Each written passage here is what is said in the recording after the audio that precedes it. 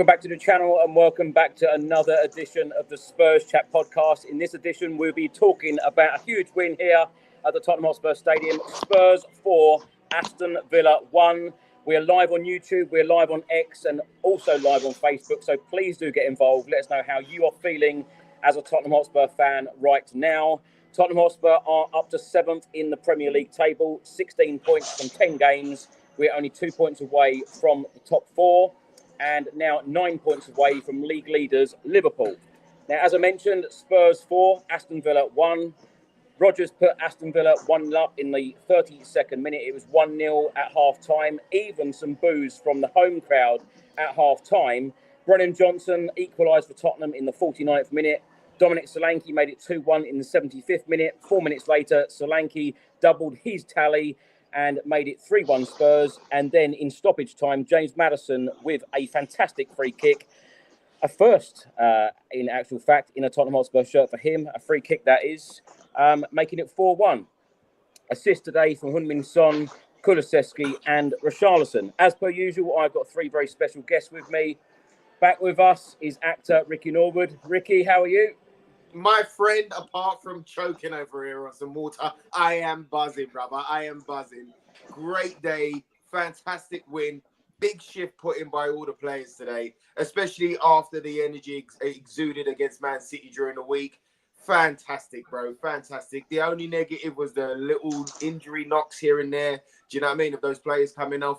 But apart from that, I thought fantastic, man. Like, they fought, they went about their jobs throughout. There was so many standouts for me today. I thought Pat Sarr was amazing today. Kulu is becoming our most important player on that field. So good to see Sonny back. And for Solanke to get 2 goals today. Oh, my God. And the free kickers. Oh, my gosh. Buzzing, brother. Can't wait to jump in. Always an honour and a pleasure to be on with you beautiful gentlemen. So let's have it. Great to have you here, Ricky. Always smiling. And someone who has forced 2 smiles in a week is Craig Dearman. Craig, how are you? I'm all good. You've got to apologise for my voice. I feel like absolute crap. I've got a terrible man flu, but that result has made me feel a lot better. And yes, I have got a smile on my face today because especially that second half performance was just a great thing to watch. When we get in that mood, when we're just going forward, we score a goal and it's like bang, bang, bang. Teams don't know what's in, and if we can do that every game, my word, we would be a force. Still plenty of work to do, of course, but today, what a great second half performance. Thoroughly deserved win for Spurs. And where I was criticising a little bit Solanke wanting my centre forwards to score a goal, he comes up with 2. So it's all good. Yeah, as Ricky said, a couple of little, hopefully they're just niggling injuries. Romero's just looked like an impact injury, so hopefully it won't be too bad. Richarlison, we don't know, might be a hamstring, so it'd be gutting to have him out again. But look, all in all, a team that is going to be pushing us for that Champions League position. And we put them to the sword today. We got the win. We got 4-1 win. We got a convincing win. So no moans at all. Really good. Let's just push on and keep it going now. You see what happens after a win? I only asked you and Ricky how you are, and you're giving me the whole match. Joining me is a very, very, very special guest. And I'll tell you what, joining us right now at 3:22 a.m. is Adrian, all the way from Adelaide, Australia. Adrian, I had the pleasure of meeting you before the Manchester City game at the Tottenham Hotspur Stadium midweek. Of course, that was another great win. I'll tell you what, you came over to England. You saw Tottenham Hotspur win every single time at the Tottenham Hotspur Stadium. You've seen another win today. How are you? And thank you so much for joining us at this ridiculous hour. Chris, I'm loving it. I mean, I'm missing being in London because, as you know, I saw Tottenham play for the first time ever in my life, and I've been following them since 1981. And it's been all TV watching them on TV all these years until 2024. And in 12 days, I had the great joy of seeing them play 3 times at the new stadium, home stadium, and win all 3 times. And as I predicted before that Man City game when you and I were together, we defeated Manchester City. And that was a huge, huge moment in the season for us. And to then have them reward me tonight after midnight here in Adelaide with that extraordinary second half, all I can do is paraphrase Ange Postecoglou. We will stand on the highest ground and the death we die will be noble. For the dream we share, we will achieve as long as we believe. Come on, you. Love it. I'll tell you what, Adrian, let's start the show with you because let's talk about the week that you've had in London because, of course, you came to see Tottenham Hotspur for the very, very first time and we beat West Ham 4-1. What a first game to come and see. It was incredible. Actually, my plane was late getting in, and so I had to rush to my accommodation and just got to the game in time. So it was totally crazy. I'd just flown for 24 hours from South Australia. And it was actually, I was quite close to where the West Ham supporters were. So it was, I felt like we were kind of under a lot of pressure from them in that first half. And the West Ham supporters were really going for it. And I thought, wow, this is going to be interesting to see where we take this game. And then we just took control of it in the second half. And I felt like the ingredients that Ange is trying to put into this group were just starting to show, it's a work in progress, but some of those elements were starting to show. And it was so good. One thing I love is the singing. We have Aussie Rules Football, or AFL, we call it here, which was the kind of the main winter men's sport, which we only play in Australia, Australian men and kangaroos. But singing is not part of that sport. So just to hear all those songs in the stadium is just extraordinary. And then, of course, I kind of was looking for somewhere to go for a drink. So I sort of stumbled into the Bricklayers Arms after the game, and that was crazy. That was wild scenes. I mean, the songs were just out of this world. People were so welcoming. As soon as they heard I was Australian, they were just, throwing their arms around me and singing the Ange Postecoglou song over and over and over again. I kind of had to get out of there at one stage because I thought a few guys were going to end up horizontal pretty quickly, but it was very special. And then to then see them win 2 other home games. But also I went to Selhurst Park and I got a real taste of what it's like to be a true Tottenham away fan, experiencing the misery of going down to Selhurst Park and, just having an honest performance by the other side that just kind of knocked us to the floor. So to come away with the last game on my last night to beat Man City was just so thrilling. So thrilling. Yeah, Adrian, I wasn't going to mention the Crystal Palace game, but to come to England for a week and see 3 wins here at the Tottenham Hotspur Stadium against West Ham, AZ Alkmaar and Manchester City, I'll tell you what, it must have been a fantastic week for you, and it was great meeting you on Wednesday evening. Before I go any further, I just want to say a big, big thank you to BetMGM today, because I was actually invited into their box and I've spent all day with Sandro. And I'll tell you what, I've always said Ricky Norwood is the most positive person I've ever met in my life. But I think, Ricky, you're either on par or Sandro just edges it, because the positivity today from Sandro, and he said to me many times, one day, and his dream is to manage Tottenham Hotspur. And I jokingly said to him earlier, well, can I still interview you if you manage Tottenham? And he said, of course you can. So looking forward to that day. But a big up to BetMGM. They were absolutely fantastic today and really looked after me well. So thank you so much to them. Ricky, let's come to you. Let's get your thoughts on the game. Tottenham Hotspur 4, Aston Villa 1. As we've all mentioned, I think already at half time, that wasn't expected, was it? No, but I mean, this is Tottenham, right? This is Tottenham. And we had the domination of that first half up until they scored, where they got a little bit of energy and a little bit of momentum. We were very, very dominant.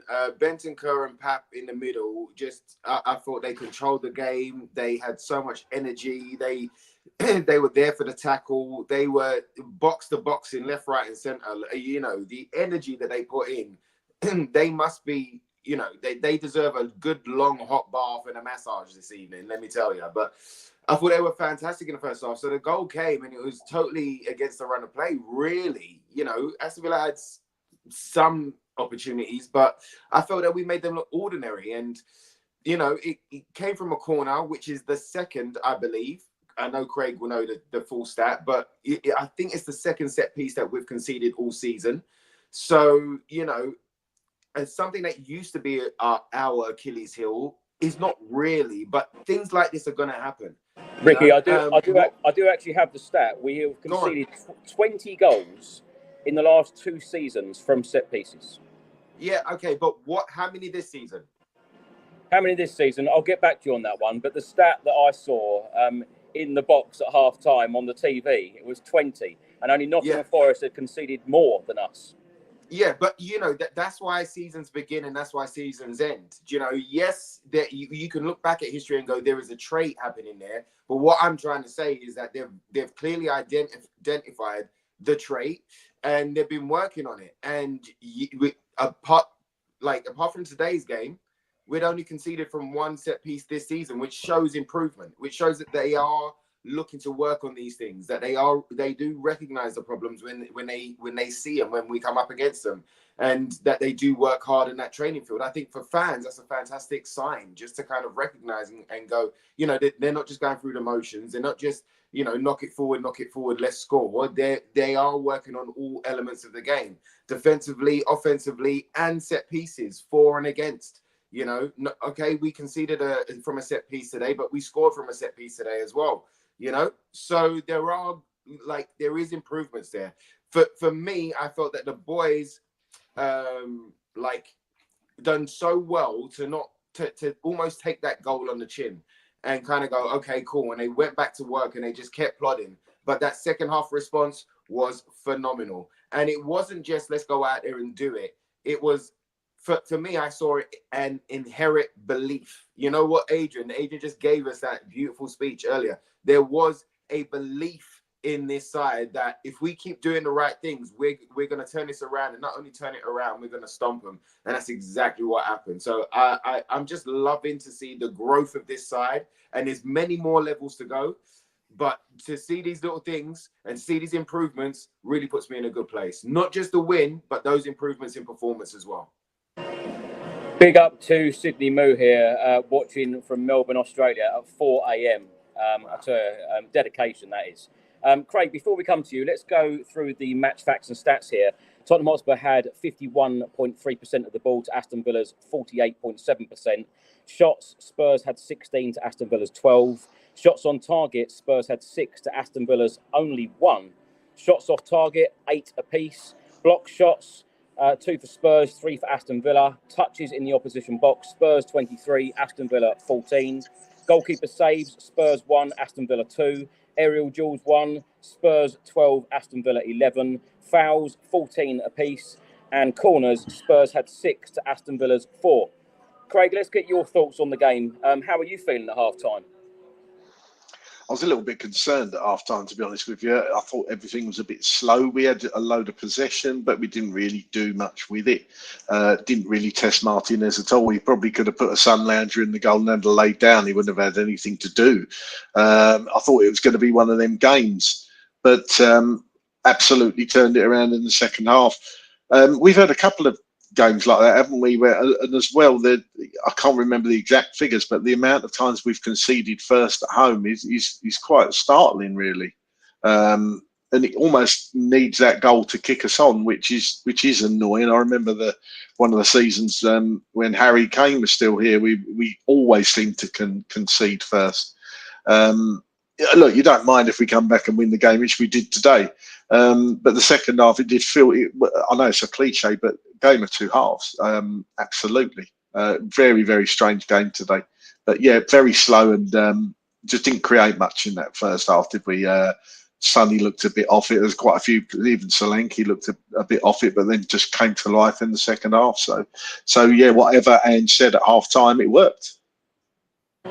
Absolutely. Adrian, let's come to you. Let's get your thoughts on today's game. And also, I'm really intrigued to get your view and opinion on what you have made of the criticism aimed at Ange Postecoglou during his time at Spurs, because there has been a lot of criticism this season. But overall, when you look at the bigger picture, Spurs have played well in games, but we just haven't been clinical. We were certainly clinical in that West Ham game and certainly today.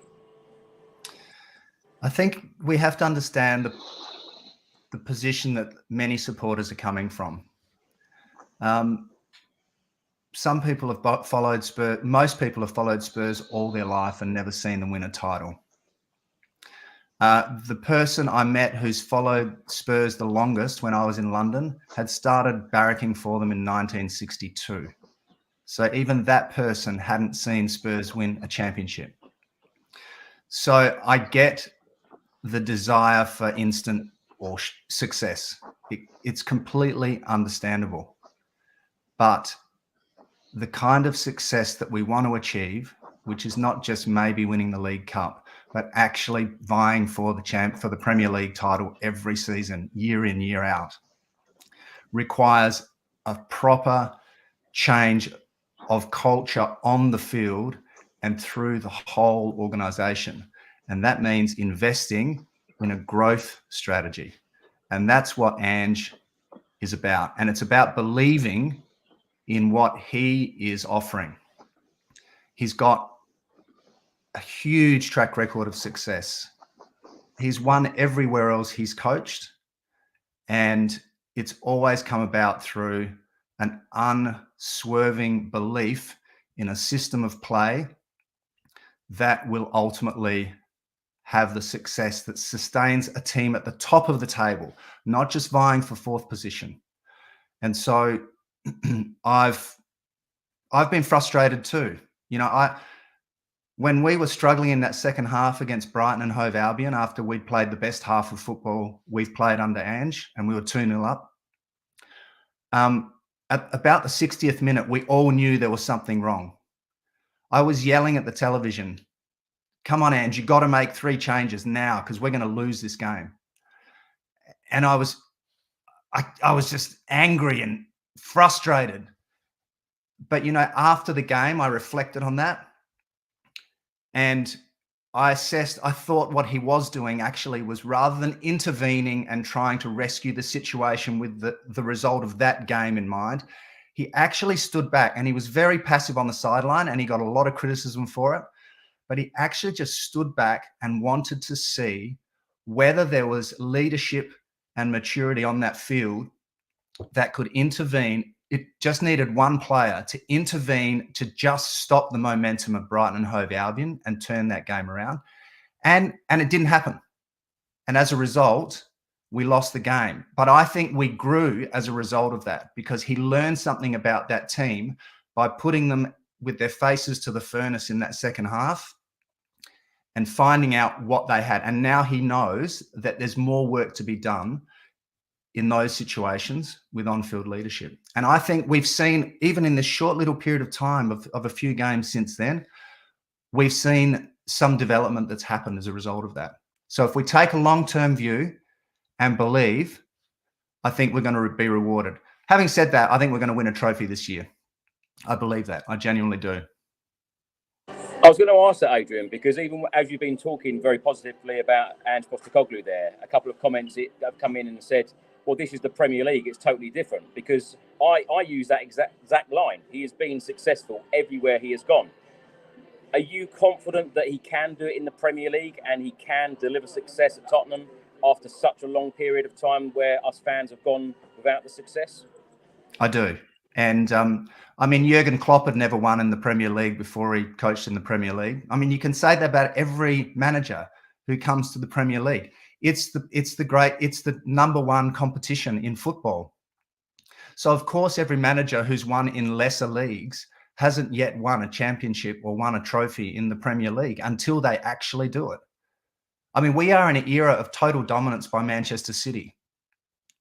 I mean, they've got probably their second string and almost third string team that is as good as our team in terms of the squad of players they have and the talent they have on the pitch. So we shouldn't underestimate the challenge that we have. So it's not going to take, it's going to take something more than tactical nous, game in, game out. It's going to take a transformation of belief. Not because what I met among Tottenham supporters in London, what I came up and encountered over and over and over again was hope, but little belief. Whether I was at the Bricklayers Arms or talking to people at the games I was at. And you know, I went to the Tottenham training centre because my son, who's a 17-year-old goalkeeper playing in Spain, was actually in London for the week, playing against Tottenham Academy teams and So big-hearted Julian, who's over in Spain chasing his dream to be a professional goalkeeper. But, you know, just my sense, we have got the most extraordinary facilities of anywhere in the world. So people have criticised the ownership and the management of the club. I've come to see the best stadium in the world and the best training facilities in the world. That club is set up, our club is set up for success. What we now need to do is be patient and know that it's not going to happen overnight, but we have a manager who has repeated experience of winning championships and taking Australia to its first ever Asian Cup success.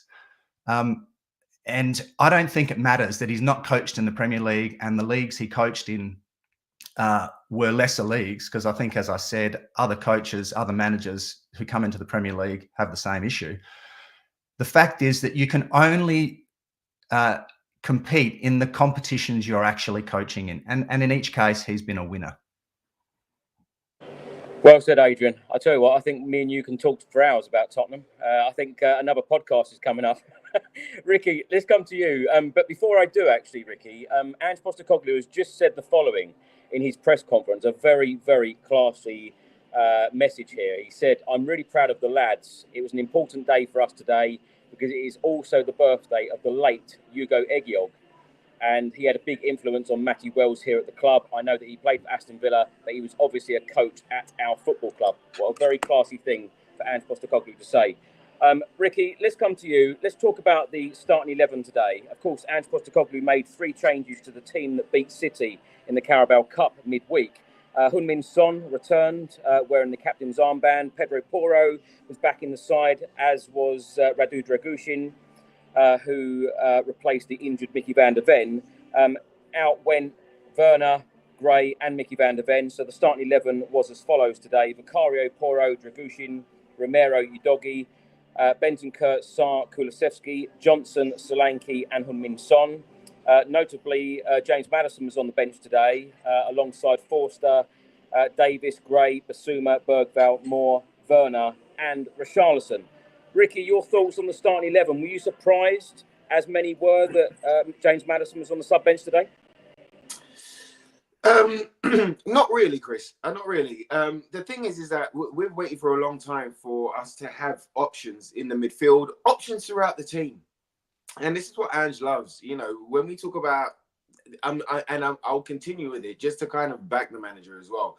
But, you know, there's this kind of thing going around about we don't have a plan B, but the boss has already said many a time that his personnel, the philosophy stays the same. But when you change personnel, that is changing. That is a plan B, that is a plan C. And that's what he's not just trying to buy another midfielder who is exactly the same as Sarr or as Bentancur. All of them bring something new to the table. All of them bring something different to the table. When we went Sarr and Bentancur against Man City, you saw that there was extra protection in that midfield, but also the energy of Pat being up and down, and him kind of technically fouling Man City and disrupting their rhythm in that game.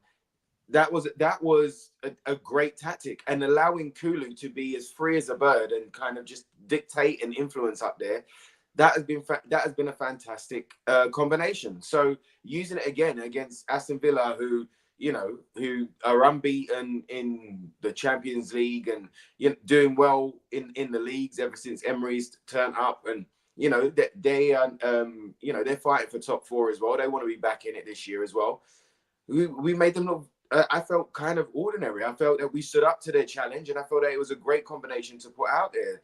And I also like that you can drop somebody who is quote unquote a name in Madison. I say drop, but you put him on a bench to give you something different in midfield. I like that just because he came with a reputation and he came with a name, that we don't have to start him every week. Big credit to the boss for taking off Sonny. When Sonny was in full flow today, and he got his assist there, and we started to think, okay, cool. He's going through the gears and he's getting there. But after an injury, and after having Romero and Van der Ven during the week and coming back for an injury, we can actually go, no, come off. like, rest up. We've got a lot of games coming, you know, that we're going to need him for. We want him fit for as long as we can have him for fit. And doing that, these are smart substitutions. And I think that, you know, having Madison on the bench today and him coming off the bench to influence the game was another great substitution. And it also kind of motivates those that are in the squad, that your place isn't guaranteed. So you have to turn up, you have to perform, you have to give 10 out of 10 to stay in the side. Otherwise, he will try another combination and he'll bring somebody new in to bring something new to the side. And if that starts to click, then he'll go with it. It becomes a plan B, it becomes a plan C, you know? So I was happily surprised that he went with that lineup and that midfield combo, and that, you know, for the majority of the game, it was working, bro. As some of the comments have said already, Ricky, it's going to be very hard to leave someone like Pape Matar out the side, isn't it? It is, and that's what's great, you know, because Papsar didn't really start the season that great. When he was getting minutes, he was doing good, but he wasn't where he is right now. But, you know, every time he's come on recently, he's impacting the game. All of the Europe games, he's been impacting, and he's been growing, and good performances deserves another start, or it deserves rewarding like that. There's so much to come from Papsar as well. There's so much to come. I don't think we've seen it. I think that even the fact that not only was he tackling, not only was he running, energetic, always looking for the quick 1-2 or a quick pass, but he was taking long shots. He was encouraged to shoot, and, you know, to see our midfielders shooting and it is a good thing. It gives us another option instead of just kind of taking it to the byline, looking for the cutback and for somebody to run on. It gives us options, and that's what Papsar does. But this is what is great about the squad that we are building, and the fact that we've got at the moment so many fit in the midfield, is that you can swap and change, and you can change the flavor. If you need a bit of paprika, if you need a little chili, or if you need, you know what I mean, a little yogurt in your food right now to calm it all down, you've got the flavors, you've got the spices, and you can mix it up. And that's what is exciting about this squad. Everybody that's coming in, they're not sulking because they wasn't playing. They're like, okay, cool, I'm going to come on and I'm going to show you what I got. I'm taking my opportunity. And how many times have we said, all of us, you know, and I'm including you, Adrian, because I'm sure you said it too, that every time that there is a different person in that starting lineup, take your chance. Take your chance. Go and put a stamp on this game. Make yourself kind of undroppable. Make yourself a headache for the manager for the next game. And how many times did that not happen? It's great to have a squad that's hungry, and every time that they come in, they want to show something, they want to prove something, and they want to get in. You know, so well done to Pap today. If he's starting next game, you can't deny that. You know what I mean? You can't deny it. Craig, let's come to you on the starting 11. Were you surprised that James Maddison was on the bench? And great, obviously, to see Heung-min Son back in the team today. I was a little bit, but his performances hadn't been what he would probably even want them to be himself, you know.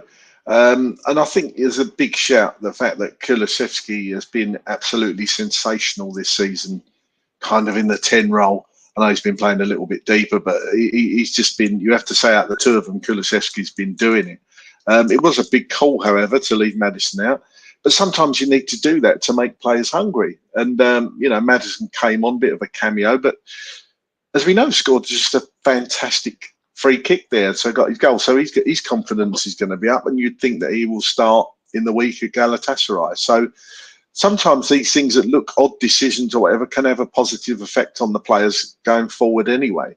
And as Rick says, you know, you want competition throughout the squad. You can't be carrying anyone, and nobody should come into this team, absolutely nobody, and think that they're guaranteed a place and they've got a God-given right to have a place. So Ange's doing everything right as far as I'm concerned. Even the subs today thought they were a bit odd, but he got them right.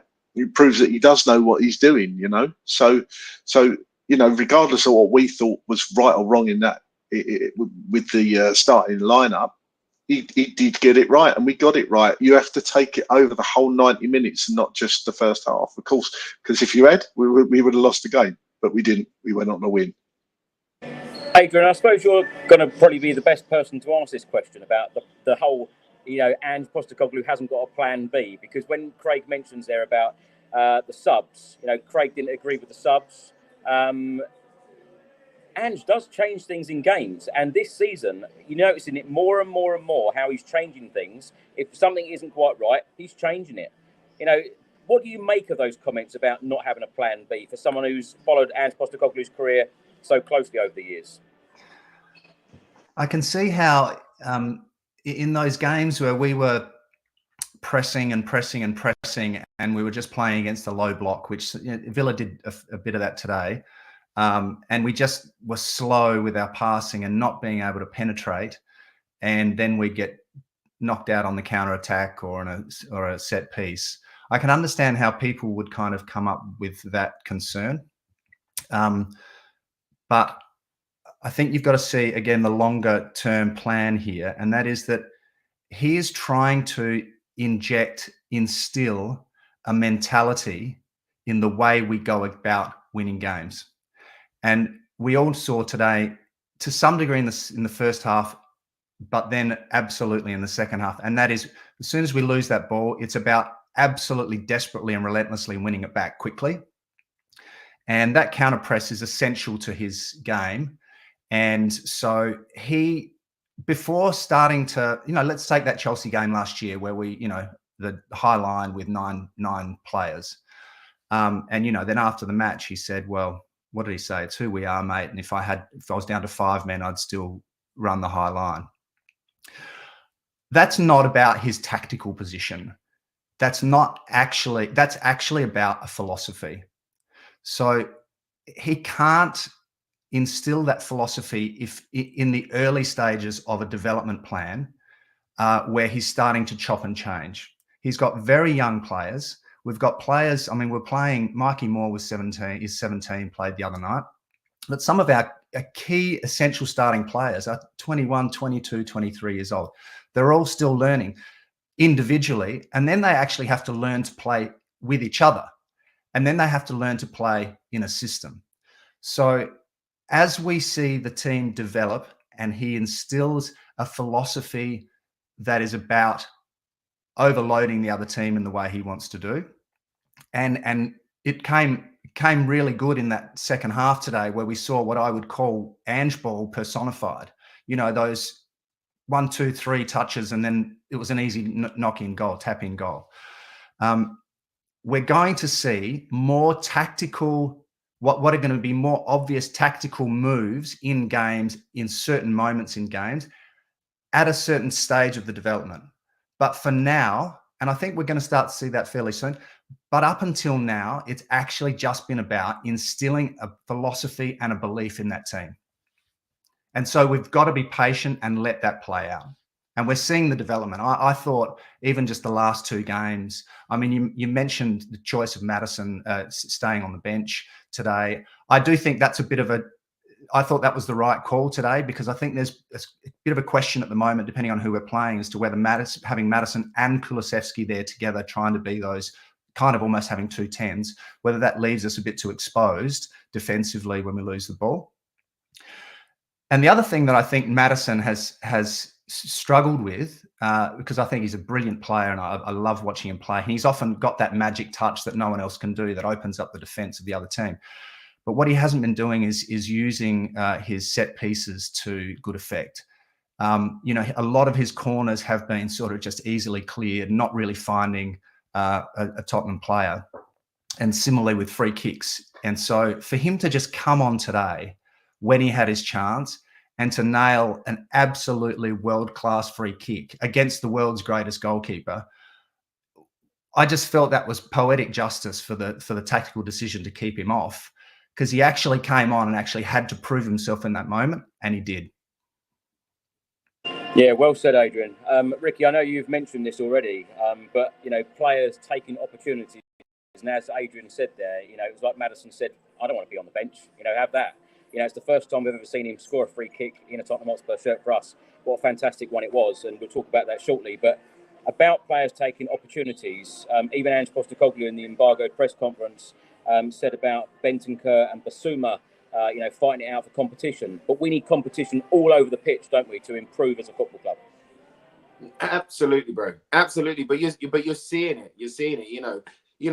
Radu Dragusin has had to wait. He's had to kind of do what take his moment and kind of build himself up. And but now coming in, did anybody have a worry today seeing his name against Romero? Now it's going to take a minute to understand that partnership, but that's where somebody like, losing Mickey van der Ven is a cheat code, right? We know about his pace, we know about his defensive capabilities and stuff like that. But having somebody who is strong, who is tall, who has a good pass on him as well, but fundamentally is a very good defender in Dragusin. Like, I wasn't worried about him being in that back line today. There's been many a time in the past, for instance, like Langley or Dyer sometimes. Dyer done some good stuff, but there was sometimes when he was in bad periods, I'd see his name and be like, oh, okay, I don't know what we're going to get today. But seeing Radu there today was fantastic. And this is where the importance of Pap Sarr as well comes in, because he's now almost the kind of replacement for Mickey van der Ven's pace in that channel on that left-hand side. So it's about taking those opportunities, bro. Dragusin now has an opportunity, to show what he's about week in, week out right now and build a partnership. And that's the opportunity that he's been waiting for. So I'm excited to see what comes from it. Yeah. And when it comes down to the combinations as well, Kulu and Madison, like you say in there, that's an attacking midfield three with one behind that sometimes can leave us a bit more exposed. But today there was a more of a kind of controlled, not so much defensive, but controlled midfield where Kulu can go free. It's about having options. It's about using those options. I'm so happy that Madison came off the bench, and like you're saying there, Adrian, absolutely world-class free kick. The one step and touch, wow. Do you know what I mean? But everybody's got to earn their spot right now. We haven't seen Spence for a little while. He's had a little bit of a knock, so he's coming back. Bergvall there. We've got 2 18-year-olds, 1 17-year-old. There's, like you were saying, there's so much growth to come from this team. It's about keeping them all on board. It's about keeping them all a part of the team, because everybody brings something different to that side. And it's about just continually to kind of help them grow and push their improvements, but at the same time letting everybody know that this is a family, and you might not be starting today, but you could come off the bench and really affect this game.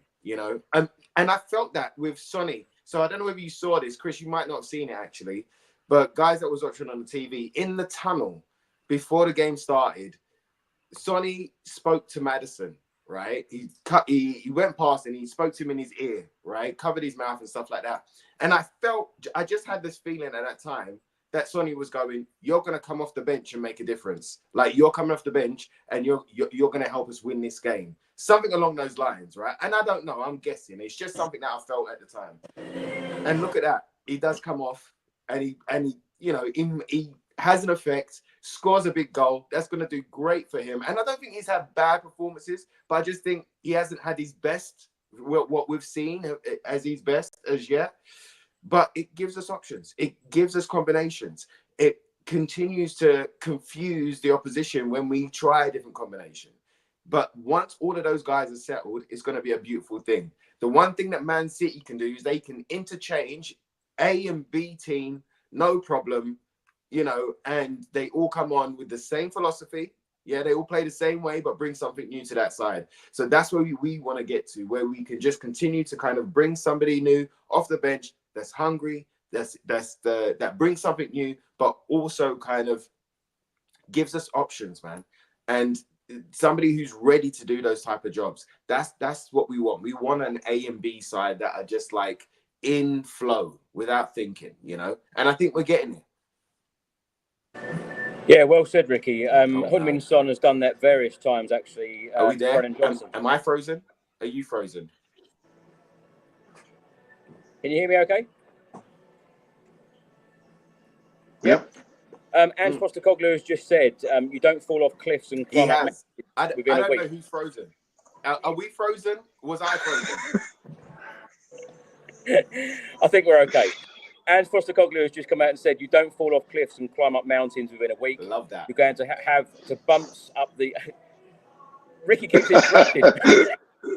You're going to have bumps along the way, and it's how you address them and learn from them. And also, he has provided some injury news. He said Richie felt something in the action of setting the goal up. Romero's was in the challenge. He felt his foot was sore. He's a tough cookie, so for him to come off, it must have been painful. I don't know much about them yet.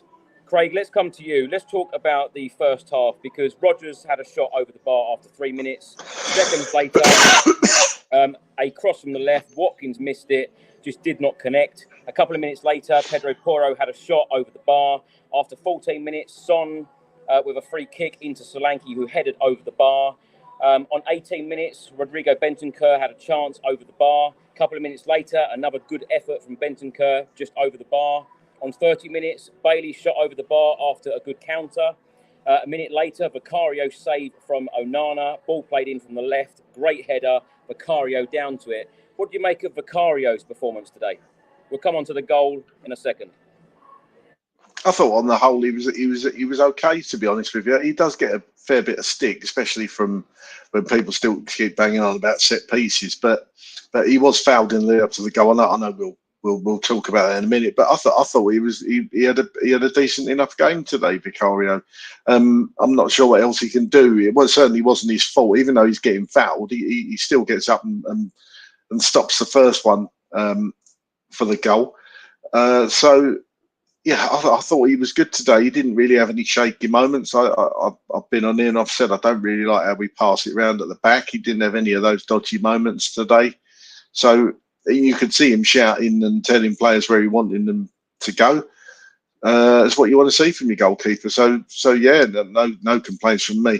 I was just sitting there thinking, actually, if somebody had said to me over the last week, the last 3 games, we had to lose 1 and we had to win 2, it probably would have been the Palace one that I'd say we lose, as long as we beat City in the Cup and beat Villa in the league, because they're up there with us. So if you had to lose a game, I know we'd all want to win all 3 ideally, but it's not been a terrible week. It really hasn't, considering the results that have gone on around us over the weekend as well. Just goes to show this top 4 race is wide open. If we can put together a run, if we can.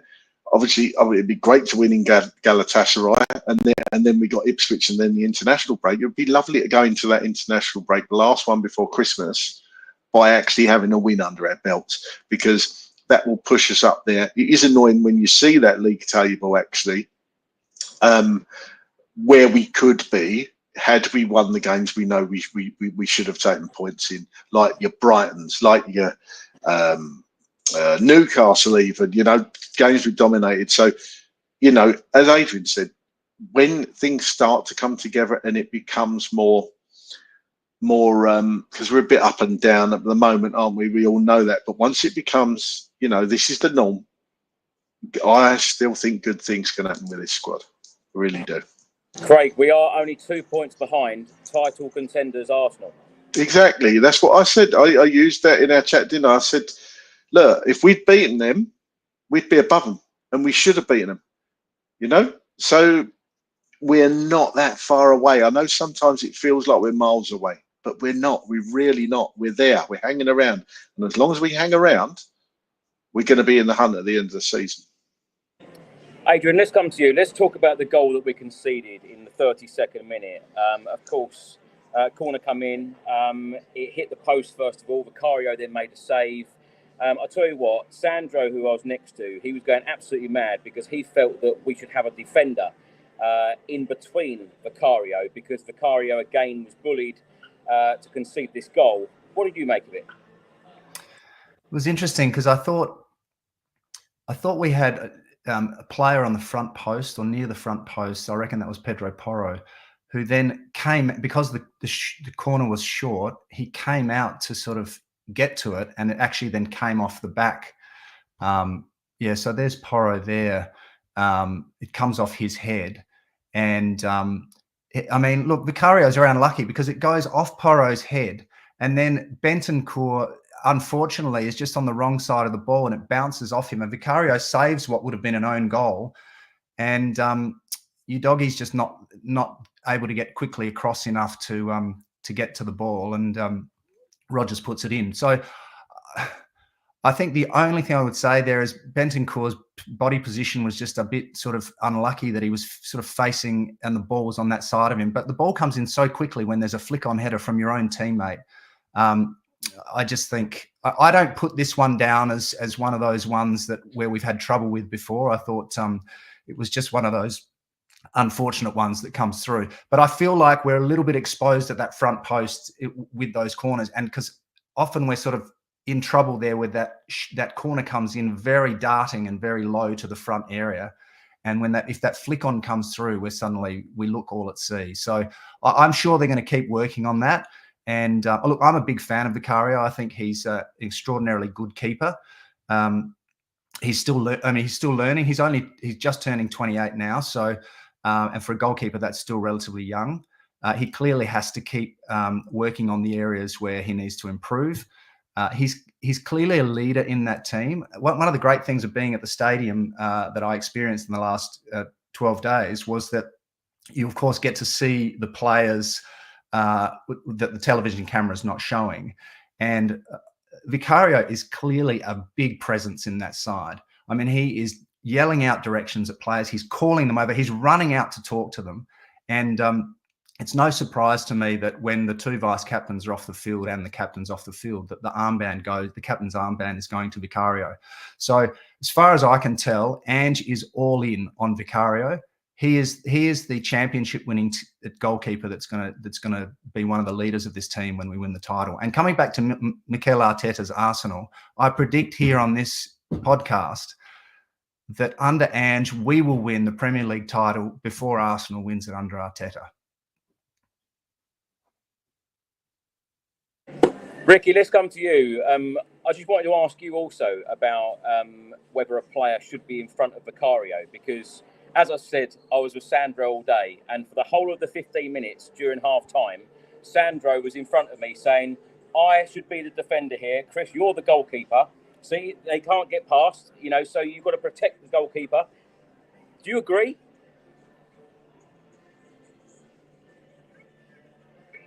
I'm not going to disagree with Sandro, Chris. Who do you think that? No, I'm never going to disagree with Sandro. What am I going to do?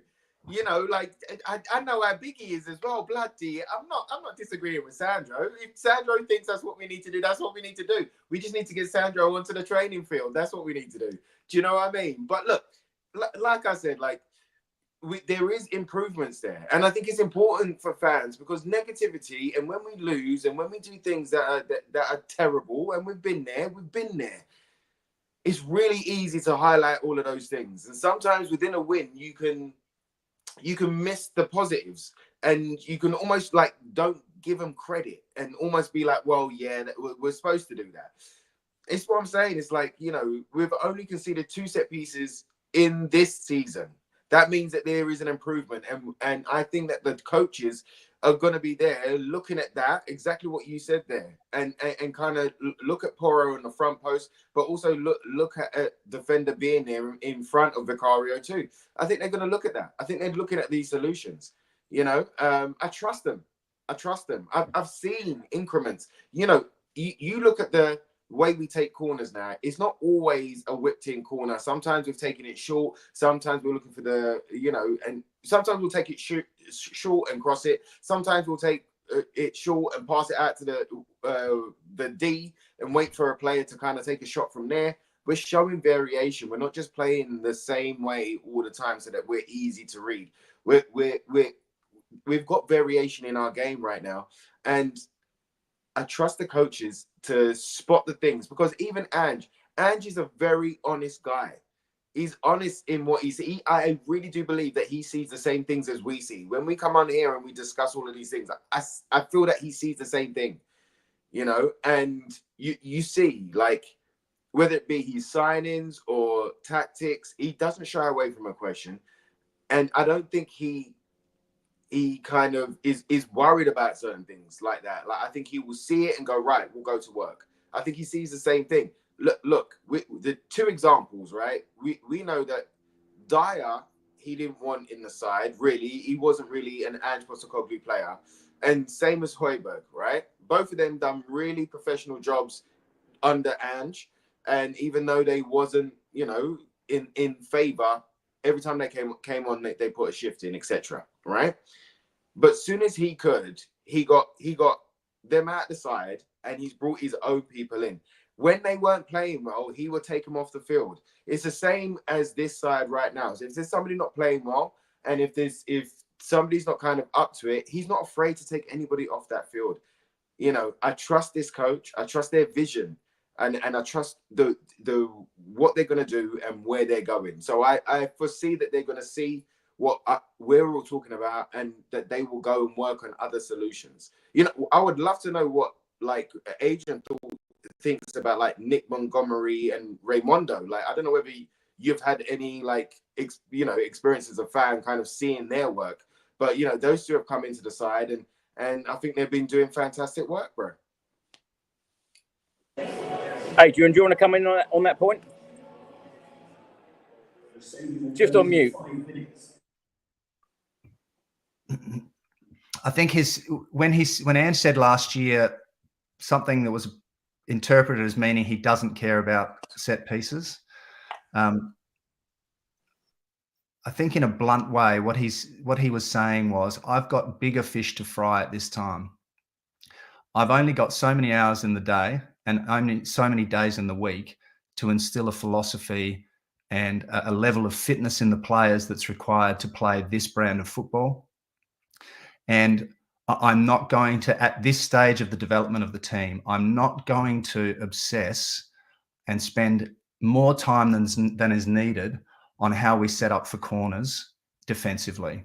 And yes, there's risk attached to that because we're going to concede more goals from corners than perhaps we will later in our development.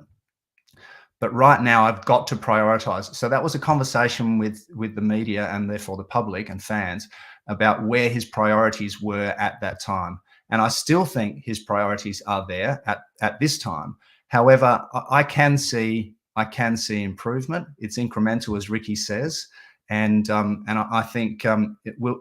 And at some point, there'll be a greater focus on that area of what we do. And he says they do practice this stuff for set pieces, but I think we've just got to look at the bigger picture at the moment and focus on what the overall picture is compared with where we were, 2 years ago, or even, in the second half of last season. I can't now remember, have we just won 8 out of the last 10 or 8 out of the last 10? Now, I know that's in all competitions.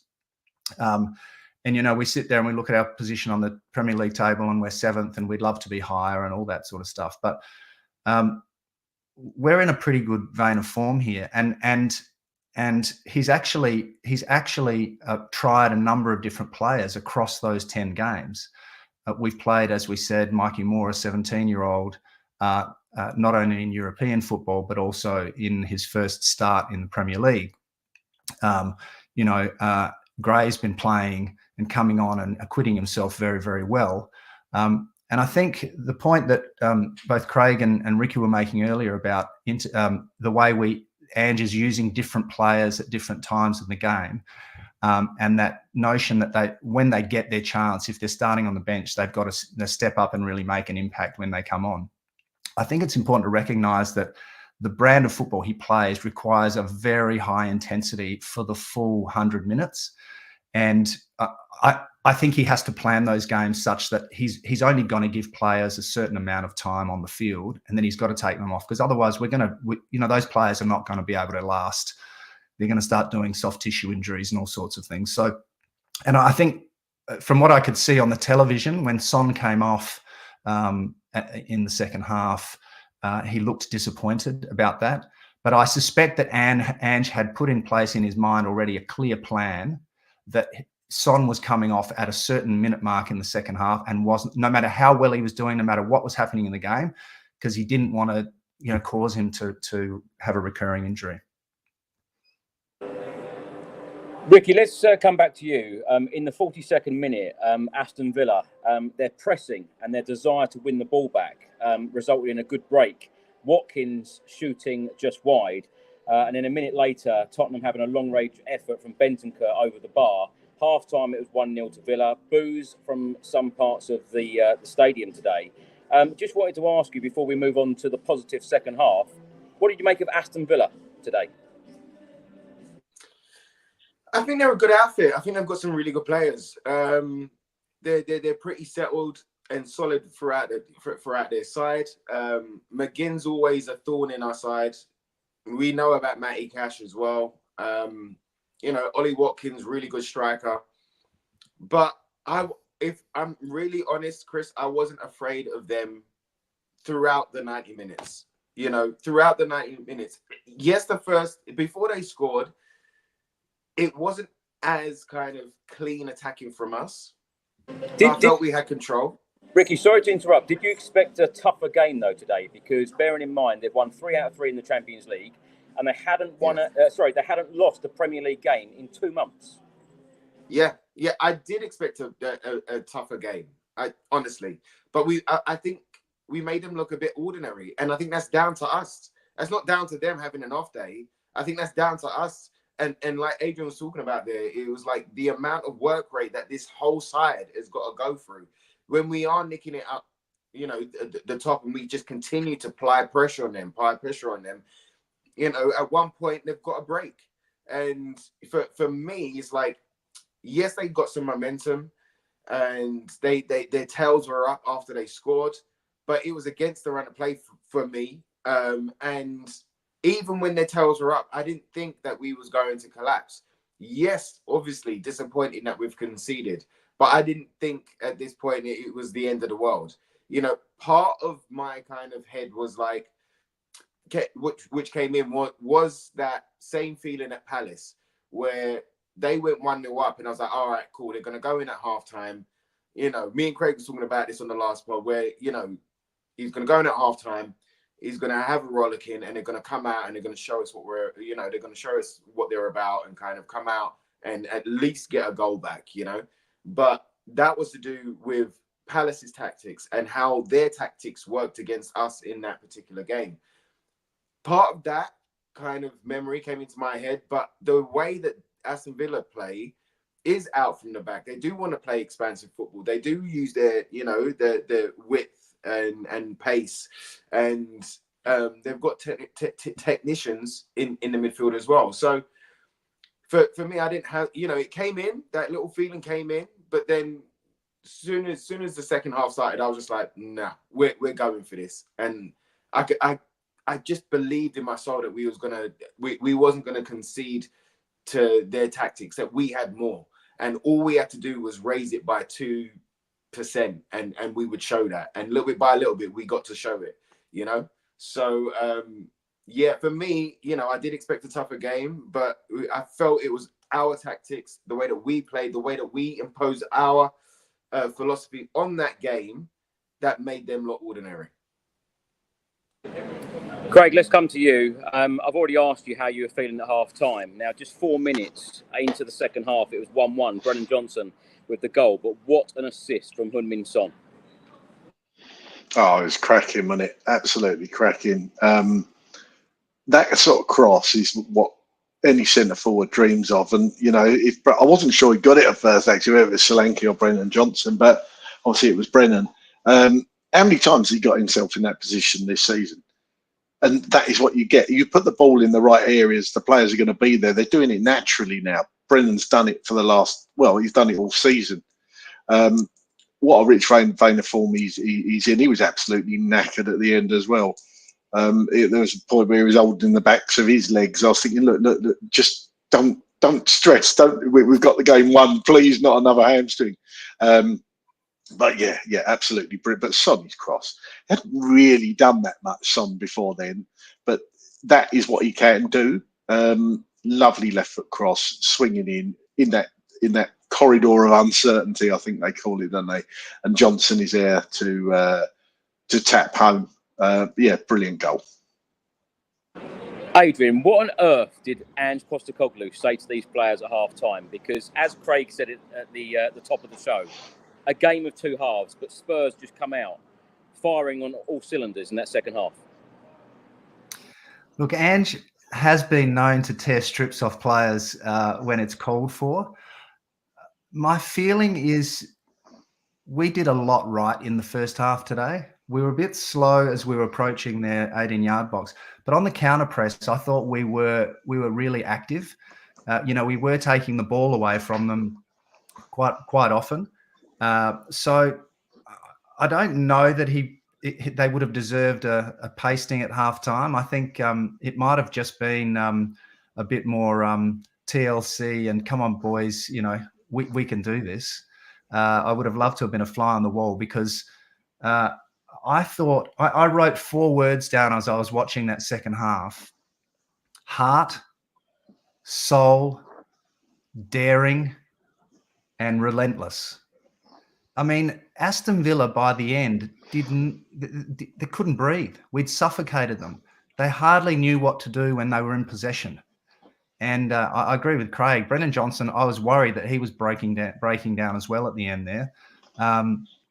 But just the sheer effort that those players put in was sensational. And what was really interesting was when Yves Bissouma came on the other night in against Man City. I don't know if you saw, but he kind of really G'd up his teammates and the real physical body language and the crowd. And I thought, geez, he's come on. He's really fired up as he's come on as the sub. And I was very excited to see him come on again today because I just thought the energy that he and Sarr showed when they were, when the game we had to both win the game and then hold on to that lead, because you always have that sneaking concern that we're 3-1 up and then suddenly we're going to concede one and then things can fall again. So I just thought the dynamism in that right across the team in that second half was huge. And I don't know what, he might have said a Greek Orthodox prayer at halftime for all we know, but whatever he said to them, I think their effort in the first half was rewarded with everybody saying, come on, boys, let's do this. And I think that's going to give them enormous confidence. Adrian, when you wrote down 4 words, I wrote down 4 words in the first half, and that was "here we go again." Because I think it's such part of being a Tottenham fan. I'm just going to put these on screen because this is Sonny's cross. You can see how he bent it around Matty Cash. And it was an absolute, I just thought it was one of the best crosses of the season so far. As you can see, I wasn't sure who scored this, whether it was Johnson or Solanke, because Solanke's right there. Solanke, I think, actually kicked Brennan Johnson, who kicked the ball. So I don't know if he can claim an assist for that. But it was just lovely to see, wasn't it? It was just one of those brilliant goals. Ricky, do you want to have your say on Heung-min Son's performance today? Because as Craig said there, whipping that ball in, it is a defender's nightmare because you know that 9 times out of 10 or even more, it's going to end up in a goal. Oh, absolutely. Look, me and you talk about Sonny all the bloody well times. You know what I mean? Love Sonny to bits. Listen, he's just come off some type of niggly injury. I don't know what that injury was, but it's kept him out for a couple. So he's going to need a little bit of warm-up time. And I felt that, by the time we got to that moment, he was just warming up. I think he was ready to go. And that's what I think his disappointment's about. I think you're absolutely right, Adrian, in the sense that there was a defined time that he was going to come off regardless. But I think that Sonny's emotion was like, look, I'm good. I'm there. Look, I'm going. And, I think that's what the disappointment was more than anything. But yeah, look at the performance against West Ham just before the injury for him, and he totally bamboozled Todibo, and he was on fire in that game, and it was just unfortunate that he got whatever this niggle injury was that's kept him out for a little bit. But listen, I trust in Sonny as well. I trust in Sonny. If he's through, or if he's got an opportunity to do something world class like he did today, then he's going to do it. It reminded me of the Kulusevski pass. Kulusevski, I can't remember what game it was, but he was outside of the foot and he just bent it round as well. I think, was it for Werner? I can't remember. I think it might have been for Werner. I'm not sure. But yeah, those passes are they're nightmares for defenders. And you know what? Also, like on Dom Solanke, I know like some fans might be giving him a little bit of stick, but you know that I don't really think that there was another striker out there that would do what he's doing. The amount of work that he goes through, the shift that he puts in, you know, and the high press, he's always pressing that defender or the keeper. He plays unselfishly, and I totally understand where Ange comes from when he speaks about Solanke and speaks about identifying him as the centre forward that he wanted, because he does so much running and he does so much work and he occupies defenders.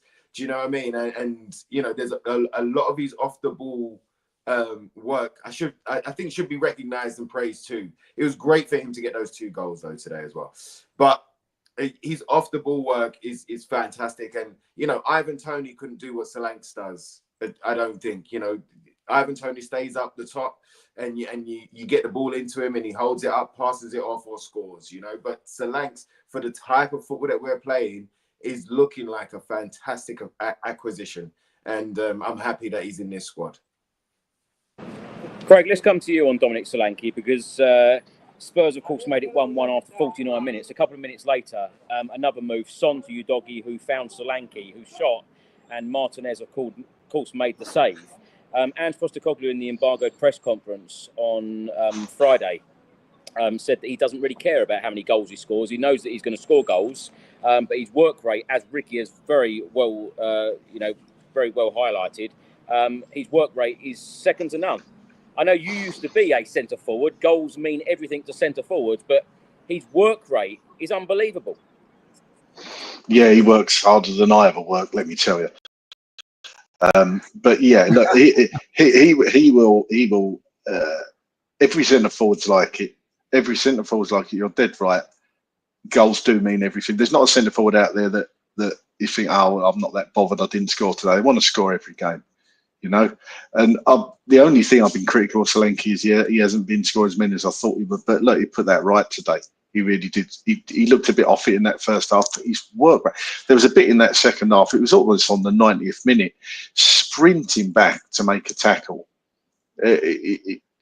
The level of fitness is just remarkable. It really is. But when you watch him, if nobody's ever actually watched Solanke, just watch him for about 15, 20 minutes in the game, see how much running he does. Because I do. I just naturally gravitate to the centre forwards and watch them, because it's just phenomenal. He runs more than most centre forwards out there, I would say, in the Premier League. He really does. And he fully deserved those 2 goals today. Shame he didn't get his hat-trick, in fact.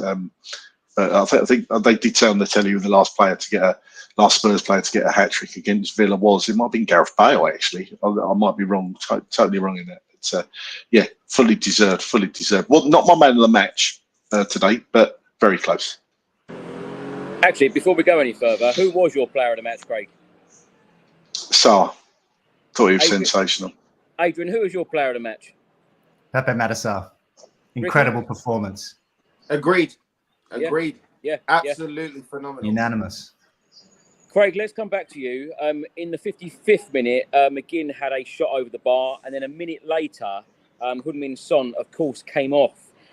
He looked rather surprised, but I completely agree with Adrian. I think that Ange Postecoglou probably had the 60-minute mark around that sort of time in the game when he was going to come off, particularly having just come back from injury. So Son and Bentancur went off, Richarlison and Basuma came on, and then 5 minutes later, Ange Postecoglou was forced into a change, Davis coming on and Romero coming off.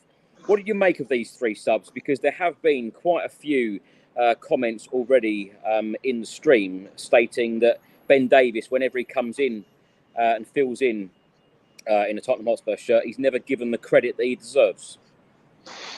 Yeah, I've said that before. Look, Ben Davis isn't a glamour player, is he? You never see him doing anything wrong. You never see him in the press doing anything wrong. He's just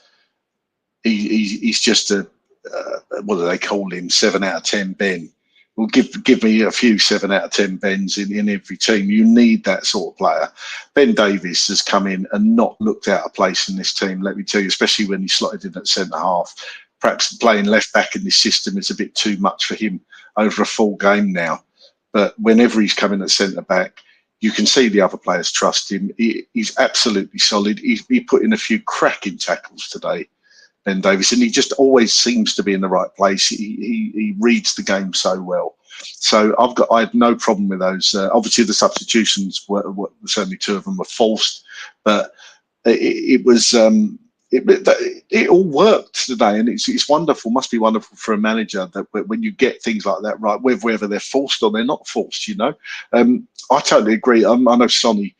Bless him, he was very upset coming off, and I tell you what, he is like Peter Pan. He's like the boy who never ages, is he? He never look. He doesn't look a day older than when he joined. But look, he's going to be upset. He's a captain. He probably feels like he could have carried on, but they've got to look after him. They've got to look after him, and that's what they did. Like Adrian said, they probably had a plan in place, and he knew very well he'd be coming off around the 60-minute mark. So yeah, it doesn't matter. There's another game in 4 days. So we're going to need Sonny and Galatasaray. So, I know you don't want to come off, but we need you, mate. We need you for the season, not just the short term. Absolutely. Adrian, it's great, isn't it, to have Heung-min Son back. This channel, Ricky and I, and of course Craig, channel regulars, we are all, such huge fans of Heung-min Son. And when a player like that doesn't play for Tottenham, we really do miss him. Great to have him back. Yeah, Look, I've admired Sonny for a long, long time, since he came to the club. Remember that when Ange was coaching Australia and we won the Asian Nations Cup, that final was against South Korea, and Heung-min Son was already a giant at that time. And, that's probably nearly 10 years ago now. In Asian football, he was just a superstar. And we've all known in Australia how much respect Ange has had for Sonny in all that this whole 10 years and longer. I think Sonny believes, using that word again, he believes in his ability to influence or change every game he plays in. So that game was still in the balance when he came off the field. And so I think for him, he had in his mind that he was going to carry his team over the line today. And I think it was just the knowledge that the game wasn't yet put away and that he was coming off. And he hasn't, I think more than anything, he has an enormous sense of responsibility to his teammates, to his club, to his coach. And I guess not being able to then carry that through to victory today just would have been, in the moment, really frustrating for him. But I just think it shows how much he cares that he was so kind of intensely disappointed, and yet showed no disrespect to the coach or anybody else. He just went into his quiet place and just had to. But I thought the body language and the facial expression showed us all. We could all feel what he was feeling. So I'm so happy for him that we came home with the win without him. And actually that just shows the power that he has, that even when he comes off the field, the leadership that he's shown in that group is starting to filter through, and others can step up and carry those games over the finish line. Ricky, let's come to you. In the 75th minute, Dominic Solanke put Spurs 2-1 up. Kulusevski's vision, Dominic Solanke's finish, absolutely fantastic, a fantastic moment. Of course, it did end up going to VAR in the end, and of course the goal was given. What did you make of the goal? Because not only was it a fantastic assist, but what a fantastic finish from the former Bournemouth striker. It was damn sexy, bro. It was damn sexy. The whole move was sexy, bro. Like, Kulusevski laying off the pass, and then Solanke sexy, just chipping it over, bro. It was all very sexy, bro. It was, bro. Rick, the tackle from Ben Davies before that to win the ball back was brilliant. That was the one I was talking about. That set the goal up and set it going, actually. Yeah, sexy too, bro. No, I loved it, man. I loved it. Like my mouth dropped when I saw the chip. I was like, huh? Like, it was but it was gorgeous. I just wanted it to float into that corner, and it did. Mate, absolutely buzzing with that goal. So good for Solanke as well, man. Well done to him. There are. It's fair to say, Ricky, there are still a few doubters about Dominic Solanke, particularly when Spurs went out and paid £65 million. But finishes like that are certainly going to get the doubters on board very, very quickly, aren't they? Yeah, but I mean, look, Solanke knows what he's got to do. He knows the kind of. He wanted to turn up, to step up. You know, he believes in what Ange said to him in that interview before he turned up, and he wants to be that guy. He's already, even when he hasn't scored, he's already contributed a lot more than someone like Richarlison, bless him. Do you know what I mean? Like, to me, I have more faith in Solanke being up there right now because he is giving a lot. You know, people used to criticize Bobby Firmino for not scoring, but you ask any Liverpool fan, and they love Bobby Firmino up there for that unselfish type of striker. You know, I remember a Celtic fan being on this channel with us, Chris, when we signed Ange, and he was talking about the striker at Celtic being very unselfish, having to work hard and having to sacrifice, you know, maybe scoring every week, but for the team to win.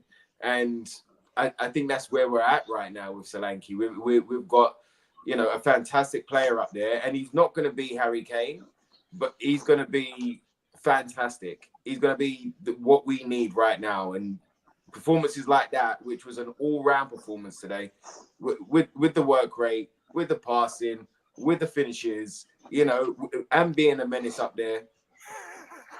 Beautiful. Damn sexy. Nice one, Stu. You never know what comments are going to come in next. Craig, let's come to you. In the 79th minute, of course, Spurs went 3-1 up. Sarr to Richarlison, who crossed superbly for Dominic Solanke to tap in. Another fantastic goal. Yeah, really good. Really, really good. He was just, what can I say about it? It's almost like, I can't say it again. He's in the right place at the right time where you want your centre forward to be. Brennan Johnson was absolutely pelting down the outside, almost ran past it. You can see there. But the Villa defender, I'm not quite sure who that is. He just seems to be facing the complete wrong way, which is always going to help your cause as a centre forward. But yeah, we look, make no bones about it. Villa are a good team. They didn't play terribly today. We played well, as I think it was Adrian was saying, and Ricky touched on. We played well today. We shouldn't take anything away. You know, how many times you say, "Oh, they were crap," but you know, we just took advantage of them being bad. It wasn't the case, I didn't think, today. We made a very good Aston Villa side look very ordinary over the course of 90 minutes. And we've done that most of the season, apart from discount the Palace game and half of the Brighton game. We've looked teams look ordinary, make teams look ordinary, including Manchester United. No, it's not the Manchester United of when I was growing up 20 years ago under Sir Alex, but yeah, still Manchester United, and you're still going to Old Trafford, and we made them look extremely ordinary, and we beat the league champions in the cup on Wednesday. Don't forget, you know. So, you know, as I say, I'm going to say it again: we're not far away. We're going to get days like we've had, but we are not far away. And like I say, beating Villa today was a massive step forward. It really is, but we've got to keep it going. I'm laughing at you saying growing up 20 years ago. It was a lot longer than that. Oh, I'm not going to swear. Adrian, let's come to you. In the 82nd minute, Richarlison and Udogie went off, Madison and Gray coming on. If Richarlison ends up spending any more time out injured, this is going to be super frustrating again for him personally, Ange Postecoglou, the fans. You know, when does this guy actually get his break? Because it just seems like he's had so many injury problems since signing for Tottenham. It must be incredibly frustrating for the guy. And then last season, we also heard, without him kind of explaining much of the detail, but clearly there was some other stuff going on in his personal life as well. So it was quite a poignant moment last year when Richarlison opened up about that publicly.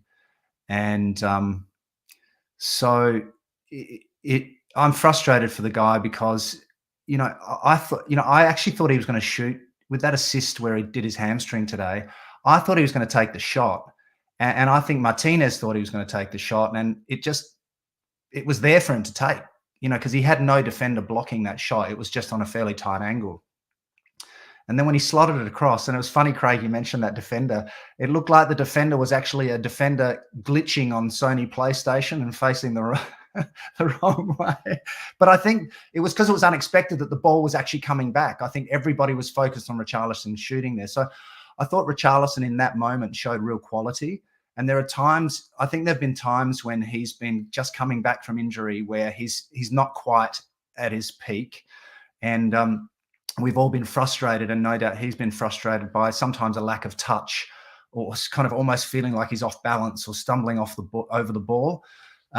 So I really hope for the guy that he can just get his body right and have a prolonged period of playing football in this team. And because I think Ange Ball will suit him, and he'll probably play as the replacement for Son on that left side. So he won't have to play full games. But if he can come on and bring energy, he's very strong, he's quick, and we've seen him score good goals in the air. The other thing I'd really like to see him do, once he's got some momentum and some games under his belt, he's one of those players who can actually help us score goals from corners, because we did see him score a really good header from a corner last year. And we need players who can put the ball in the net from corners, because we were really struggling at set pieces from corners. And so I think Richarlison is important to us from that point of view as well. And I just hope he gets his body right. Ricky, let's come to you on Richarlison, because it is frustrating, isn't it? He must feel very frustrated, because 1 minute he's putting in a great ball for Solanke to finish. This is exactly what we need him to do. And as Adrian said, when Son goes off, Richarlison's then playing on the left. We need players to be versatile, which we do have versatile players. We know that Richarlison can play on the left, through the middle, or on the right. When he's producing moments of magic like that, assisting, and then going off injured, somewhat, some minutes after, it is frustrating for everyone, isn't it? Because we know what he can do. We've seen him, work wonders in an Everton shirt, so to speak. We've seen glimpses in a Spurs shirt, but we need to see a lot more.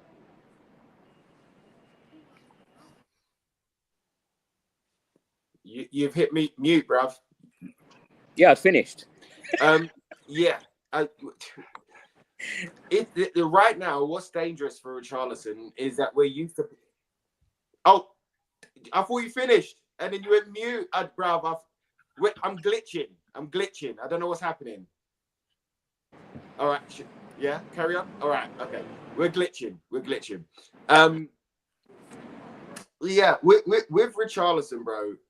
What's becoming a dangerous kind of situation is that we're used to playing without him right now. We've been waiting for him to be fit and to be ready and to contribute and stuff like that. But we're almost used to playing without him. And if you get used to playing without him, then he's going to be sold more than likely. Do you know what I mean? He's not going to have that opportunity to come in and kind of and make a mark. I hope it's the other way around. I hope he does. I hope this is just a niggle. And I hope that, because he's just coming back, we're giving him 10 minutes to try and protect him. And I think it was Craig that said on one of these podcasts that his muscles were made of biscuits. I can't remember, but it just made me like, it reminded me of that comment. It's sad for him.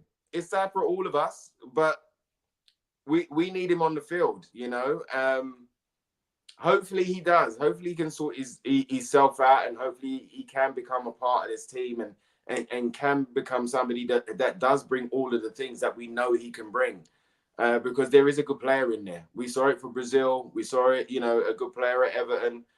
And we need to see it for more than 2 minutes. And I mean 2 minutes over the whole duration that he's been here. We need to see it for more than 2 minutes, and he needs to get himself fit. Craig, let's come to you. Let's talk about the fourth goal of the afternoon for Spurs. Of course, James Maddison stepping up in the 96th minute. Of course, we've said on this podcast, since he has arrived at Spurs from Leicester, we all want to see him score a set piece, score a free kick. First one was today. Absolutely world class. It was. You could see he was just itching for that whistle to blow because he knew exactly where he wanted to stick it. And it was just a sublime free kick, right in the corner, bent it round the wall. I mean, the amount of bend on that ball was very, very huge. And that's really bad English. I really apologise. It was a very, very bendy shot. Send it a long way outside. Help me here, Rick. Jesus.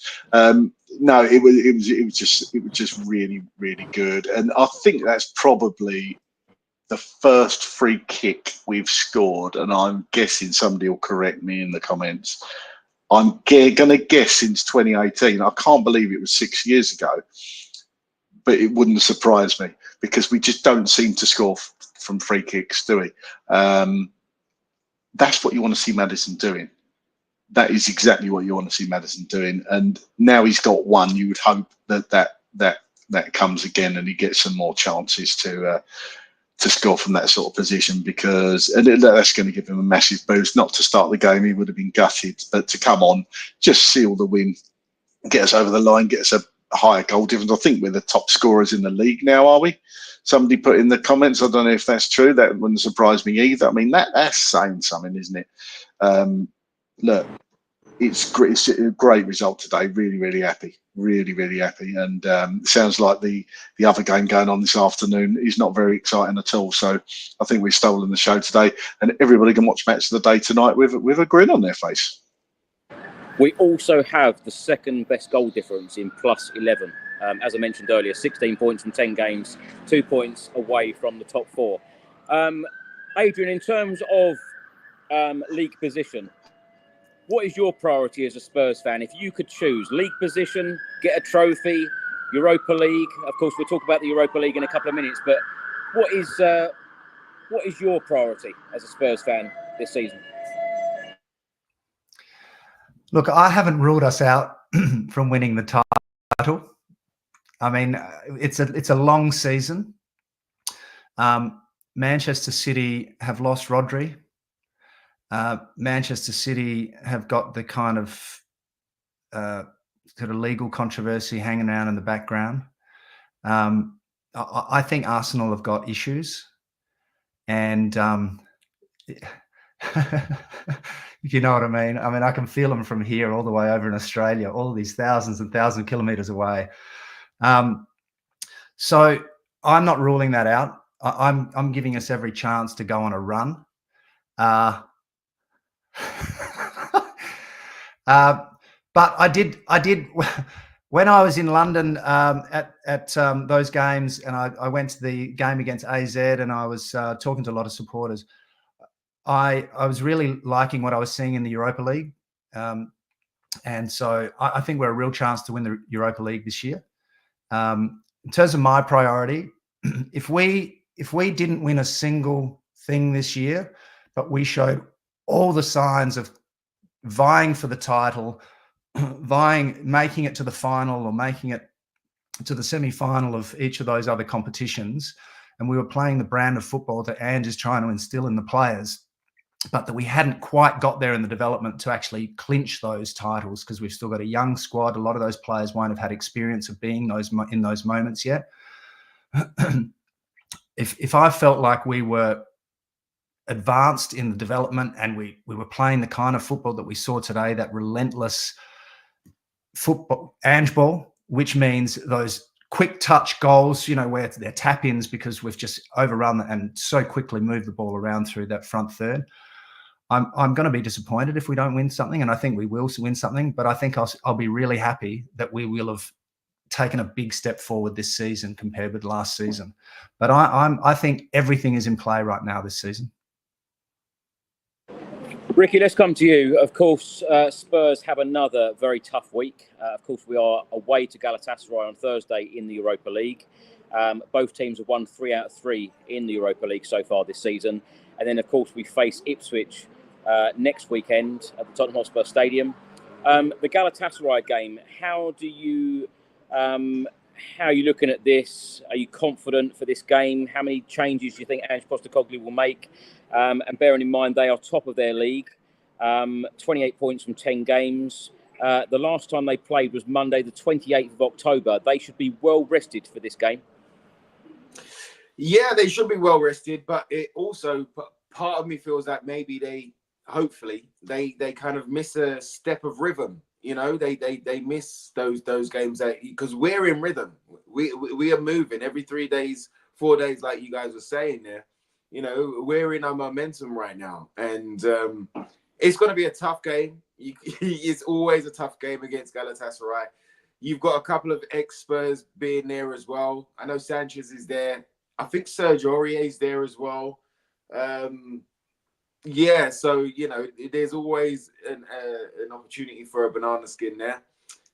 You know, but I think it is going to be a rotated side again.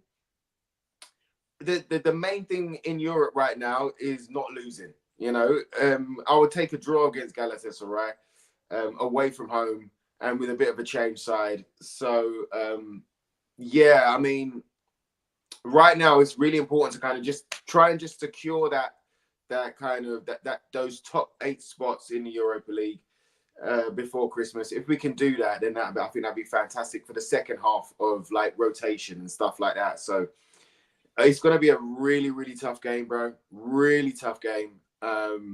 But yeah, we're up for this fight, and I got the belief that the boys are going to go out there, whoever's out there, to go and stake their claim once again. It's only actually Davinson Sanchez, Ricky. Serge Aurier is now a free agent. He is still searching for a club since the summer. Ricky, what's your score prediction for the Galatasaray game? I'm going to go 1-1, bro. I know first time I've even predicted a draw. I don't know for how long, but yeah, I'm gonna go 1-1. Wow. Okay. I know. Craig, how many changes would you like to see Ange make for this Galatasaray game on Thursday? Yeah, I don't know. It'll probably be. I just want us to get through this game without any more injuries. To be honest with you, this is going to be probably the toughest game in the group. I would imagine the intimidating atmosphere. I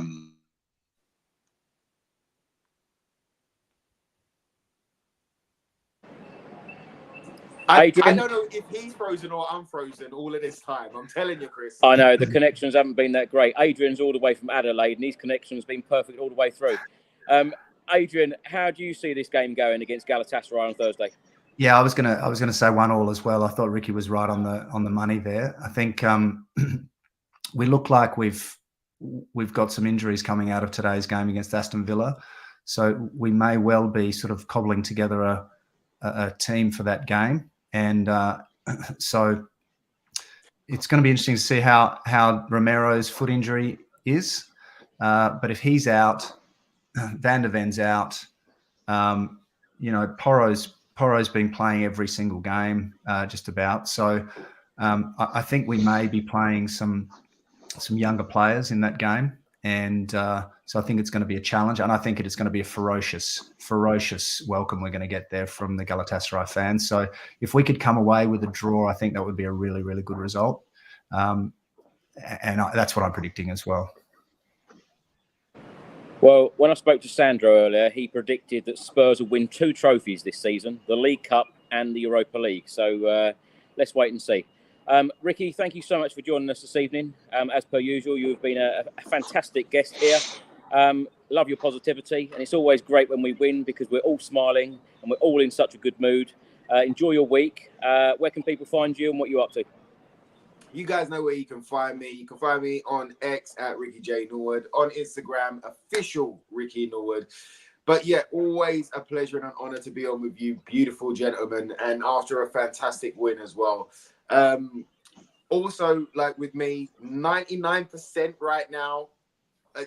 Maybe I've got some good news next week. Do you know what I mean? So maybe by the next game, there's some good news where I'm at 99% right now. So like, let's see what happens Monday, Tuesday, and then maybe after the Galatasaray game or the game against Ipswich, I'll be able to give everybody some good news. Fingers crossed. So I'll let you know about that when it's upcoming.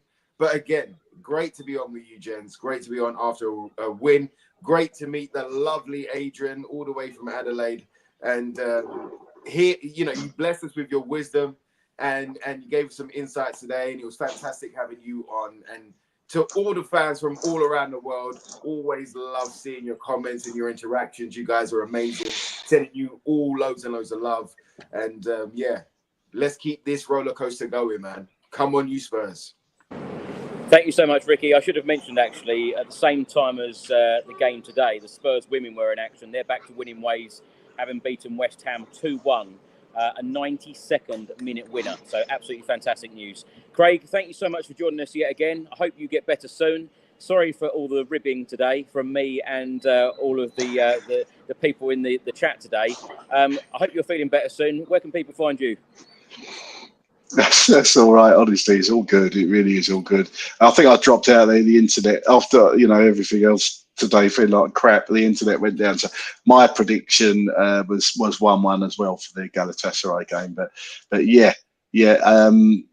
Thanks for having me on. I think. Thank you very much, everybody that's commented. To go to bed, Craig. That'd be good. Look, I'm all good. I think I'm on against Ipswich next. So fingers crossed. Fingers crossed to a good end of the Premiership before the break. So that'd be lovely. Only if you carry on smiling, you can come back. Can't guarantee that. I told you it's this face. It doesn't look happy. It is what it is. Cole Pilkington. I'm only joking. Thank you, Craig. Adrian, you've been an absolutely fantastic guest. Thank you so much. And when we met in the pub the other night, and you started talking to me about Tottenham, I said, no, stop.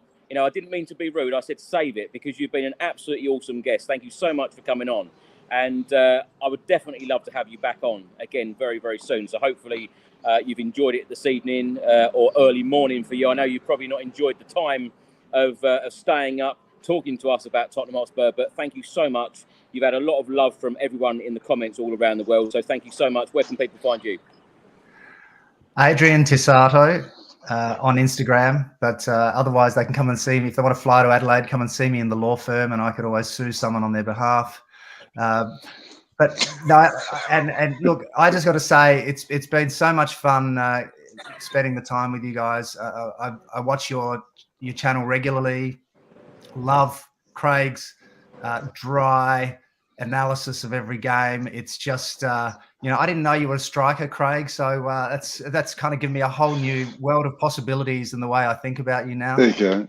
I'm not anymore, by the way. I used to be. Used to be bloody good. I was. You wouldn't call him a striker if you saw one of his finishes here. Ignore him, right? But some people said my sense of humour is very Australian, so I'll take that. I think that's right. Well, look, I was a goalkeeper, and I come from a family of goalkeepers. My dad was a goalkeeper, my older brother was a goalkeeper, and now my 17-year-old boy Julian is a goalkeeper. So goalkeepers, as you know, are crazy, but we're reliable. So and then of course, Ricky, you're just giving so much joy to Tottenham fans around the world. The positivity and the sheer entertainment that you bring to this channel is so much fun. And then, Chris, I just wanted to repeat what I said to you for the Spurs fans who are around the world who actually can't get to games, who just have to watch it like us in the middle of the night. You have become the umbilical cord between us and the club. So it's just it's a delight. You just bring joy to everybody's day every day, whether it's the 60-second Spurs update or all the other little features you do. So it's been a real privilege and pleasure being on, and come on, you Spurs. Thank you so much, Adrian. As I said, you've been a great guest. So hopefully you can come back again very, very soon. Craig, Ricky, Adrian, thank you so much for your time. Thank you for all of your input, everyone, all around the world. I know people watch for all over the place. So thank you so much for all of your incredible support. This week, we reached 130,000 subscribers. So thank you so much for all of your incredible support, as always. And we will see you on the next one. Until then, come on, you Spurs. Come on. Come on, you Spurs.